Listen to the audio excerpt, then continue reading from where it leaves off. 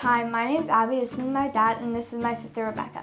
Today on Cooking with Abbey, we're going to make Matzah Ball Soup. Who likes Matzah Ball? Who likes Matzah Ball? You guys didn't even let me finish. It's that good. Yep. So, Matzah Ball Soup. Right now, we're in the middle of Passover. It is the preferred dish of Passover as far as I'm concerned. It's the only way, as far as I'm concerned, that one should eat matzah. But you know what? It's great all year round. We tend to compress it during this time of year because, quite frankly, after a couple of weeks, or after what seems like a couple of weeks, it's only a week of eating matzah, you're like, I don't want to touch this again. But really, I guess we should explain what matzah balls are, because some people may not know. I also have a question. Is there matzah in the matzah balls? Yes, there's matzah in the matzah balls. That's why we call them matzah balls. That's the matzah right there. That's all matzah. Oh, so like matzah ball powder? soup. What is matzah? Matzah is like this very particular kind of bread-like thing that Jewish folks eat during Passover.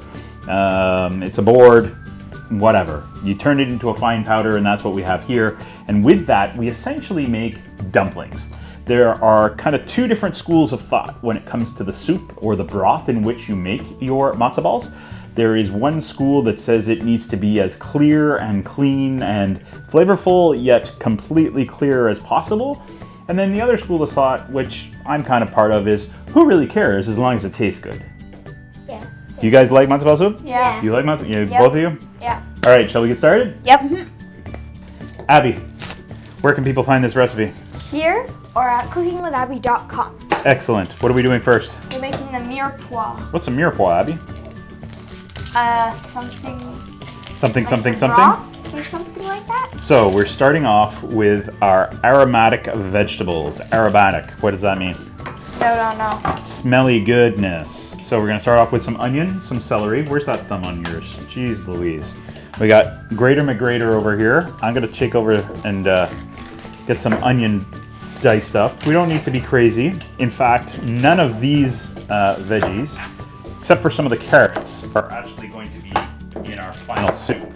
We're extracting the yummy flavor from these, but we're not actually going to eat these pieces. So you want to make sure everything's roughly the same size. Yours are a little big. You can do yours a little smaller. Do I chop them more after? Yeah, maybe cut them in half afterwards. Okay. I think we're going to do a separate video with some knife skills so that people know how to properly cut an onion. Or not properly, but quickly and efficiently. Do I keep this? Yeah, dude, that's flavor. Flavor, okay. So, flavor. This is going to be the base of our soup. When you make matzah ball soup, you have two ways of buying it. Sometimes you can buy it with the soup mix in it, which is kind of like mostly salt. So we prefer to start with our own base. So we've got, as I say, we've got some carrots. We've got some carrots. We've got some celery, and we've got some onions. We're going to start off putting these. Oh no, the onions are hitting us. They're hitting me too. Don't cry, it's not that sad. We have a couple extra carrots, so it should be equal amounts of everything. We have a couple extra carrots because, as I said, we're not actually eating these, but in our final soup, we do want some carrots. So we're chopping up a couple extra carrots, and actually, while Rebecca has finished that, I can move those to the side, and I can chop up the carrots already. I want to chop up some carrot. Nah, you're good there. So we're gonna finish chopping this stuff up. We're going to put it into a pan with a little bit of olive oil, and we're gonna start to saute these for a little bit until they get a little bit of color on them. And then we're gonna add some chicken, which looks kind of gross. It's the bits and pieces of chicken. They're really tasty. Oh, I caught up to you. They add a lot of flavor. They don't look pretty on camera. So we will finish this up and we will be right back. So our mirepoix is all cut up. Look how pretty and delightful it looks. We're going to add that to a pot with some oil and some salt, pepper. We're going to get that reduced down. But I also grabbed a piece of matzah here so that everybody can have a look at it. Anybody want to eat a piece of matzah? Yeah. You know who says no always? Who? Me, because it's gross. It's a ginormous cracker, people. Don't make pizza with this. It's not a pizza thing. Good. It's a cracker. No, matzah All right. pizza is delicious. Sometimes it makes your belly hurt. Absolutely, always. Abby, in the pot goes all the mirepoix. Oh, we lost a carrot. That's okay.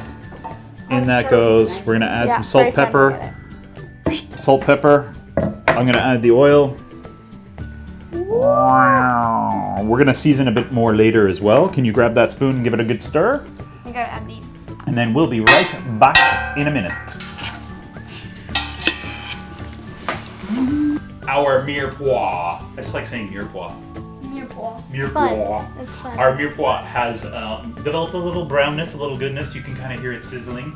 Normally you would take your onions until translucent if you're going to eat them straight up, but as I say, we're looking for flavor out of this, so that's why we get them a little crispier. So and we're not going to keep them in there? Like, we're not going to keep these mixed vegetables? no, exactly. Like, We're they're going to drain those out afterwards, so it doesn't really matter what they look like. And back to my earlier thing of people like their broth super clear, this will not generate super clear broth, but it will generate flavor. So, Abby, we're ready to add our chicken, our water, and a bit of dill. So hold on, Rebecca. Abby, you want to put in 4 cups right away. It's going to splash, don't worry about it. Just own it, just go. Beautiful. We're going to add 1 more of these.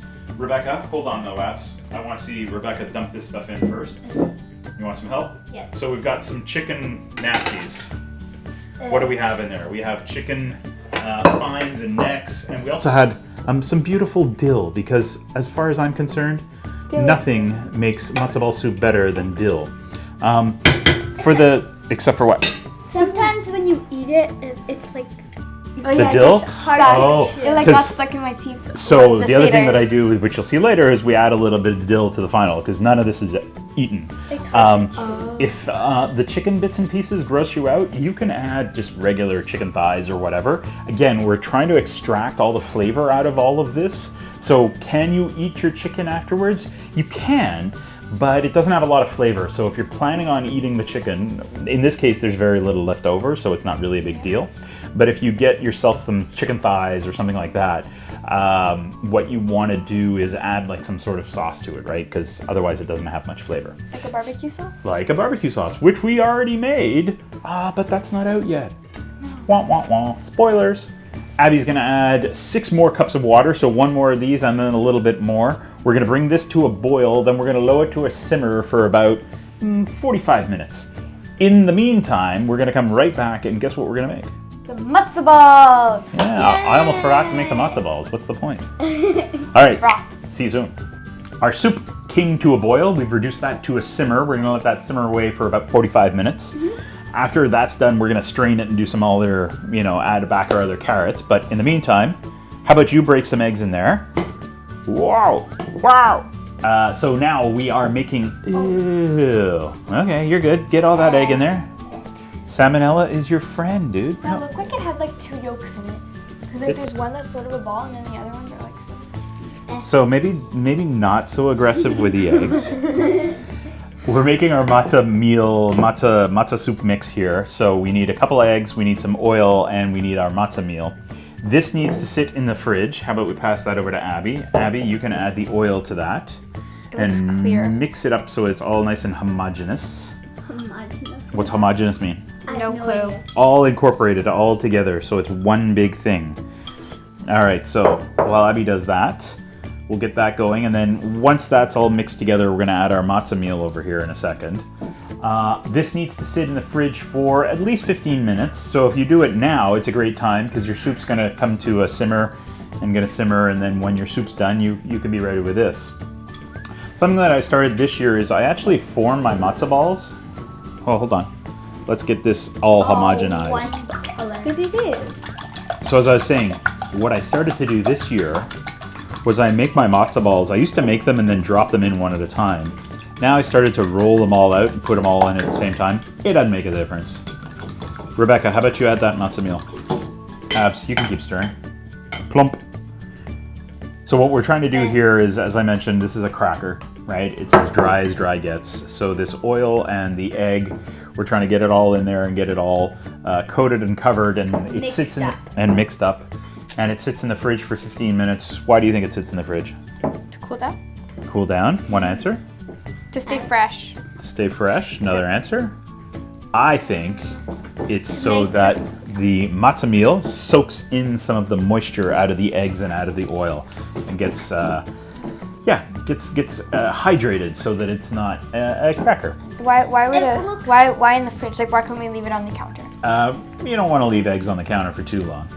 They look like chickpeas. They look like chickpeas? It does kind of look like chickpeas right now. You're absolutely right. All right, so we're going to finish mixing this up. We're going to cover this in cling wrap. We're going to put it in the fridge for 15 minutes, and when we come back, we're going to strain all of our aromatics out of our yummy broth. Sound good? Yep. Our cauldron is still steaming.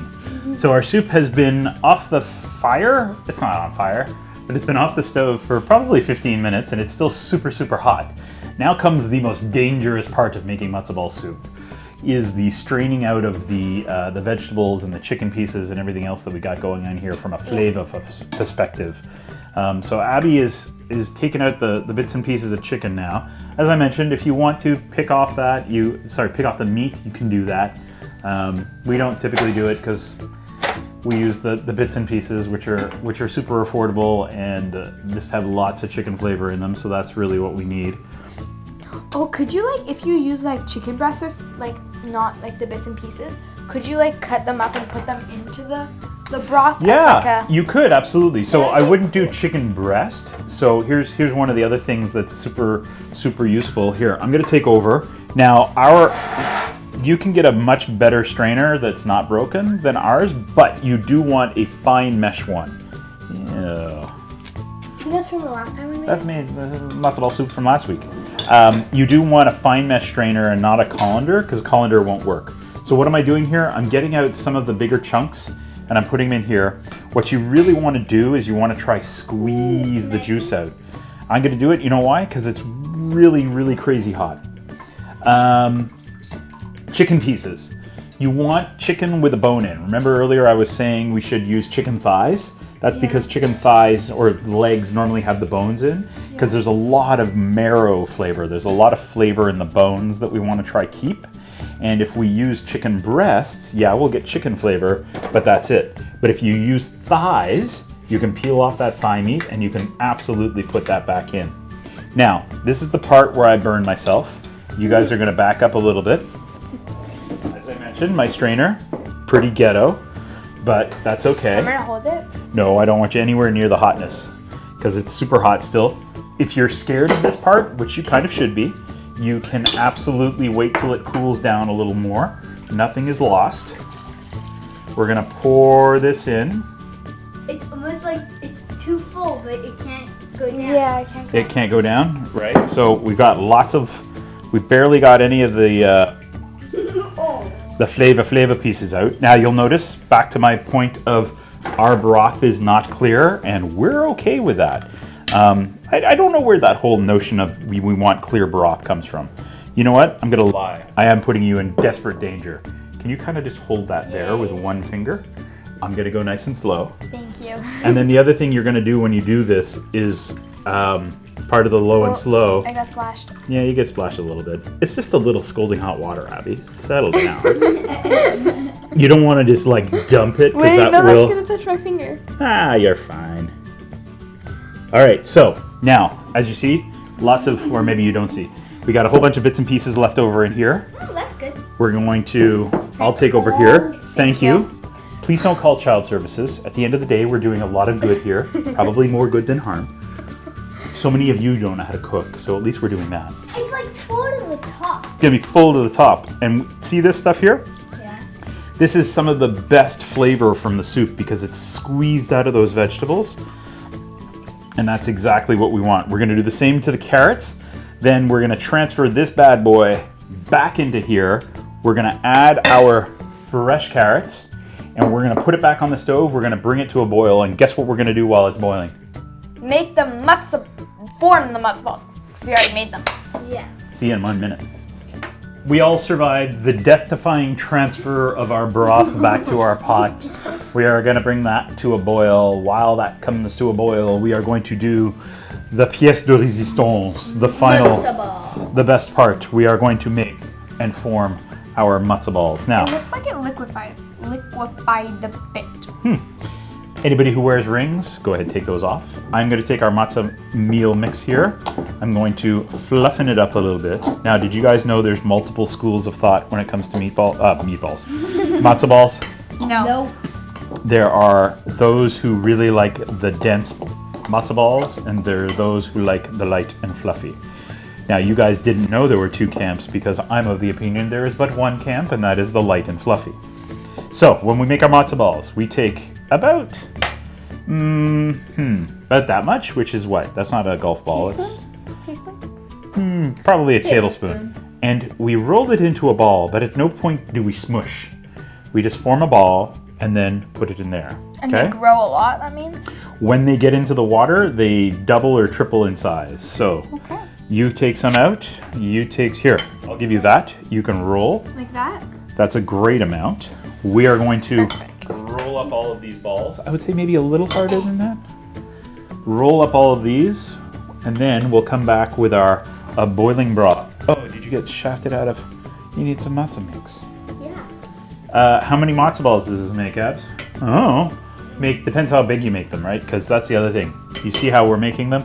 You could make them twice this size if you want to. But yours would be really huge. They would be very huge. I am more a fan of having multiple matzo balls in my soup rather than one big one. So we're gonna finish rolling these up. We're gonna drop them into our boiling hot water, and then there's only one part left. The best part. Eating! Can you see us through the cauldron smoke? Our soup has come to a boil. We have turned off the heat so that it, just off for a moment. If you're making these for real, you can leave it boiling. We just turned it off so that it's a little more quiet. Abby, you want to grab those matzo balls? Let us. By the way, notice that some are a little denser than others. So, in they go. 1, 2, 3. Blum. Oh, burn! Ow! Hot water. No, you're gonna get burnt. In they go. They're gonna sink to the bottom right away. That's cool. You'll know they're done when they float to the surface. And I let them float for another minute or two after that. You okay? You gonna survive? Yeah, I'm gonna survive. Perfect. We're gonna bring these back to a boil, and then we're gonna come back and we're gonna eat them. Oh, some are already coming to the top. Ladies and gentlemen, boys and girls, it's the moment we've been waiting for what seems like days. Although it's really not a complicated recipe. I'm not sure why it seems like it took so long today, but it really didn't. So, like the morning. Our soup is done. Our matzo balls are boiled. Are you ready for the steam? La! It looks like a cloud. It does look like a cloud. If we had like a really cold ceiling, it would condense. So as I said, a little bit of dill in here. We are just going to take a couple of matzo balls here to sample. When you serve, exactly what I was going to say, Abby. When you serve, you want to make sure to get at least a few carrots. And there are those who will say, I don't want a carrot. There's something fundamentally wrong with those people. They don't like vegetables. Who doesn't like vegetables? Everyone. A lot of people. Some. A lot of people. Let's put our lid back on our conjral. Now, many schools of thought are preferred, and especially for today, given that we're all sampling, is to cut them up into little itty bitty pieces like this. Now, I deliberately took out one of those uber dense ones and one of the fluffy ones. So, I'm gonna grab one of these. The fluffy one. I want to try the dense one. You wanna try it? Oh, of course it's hot.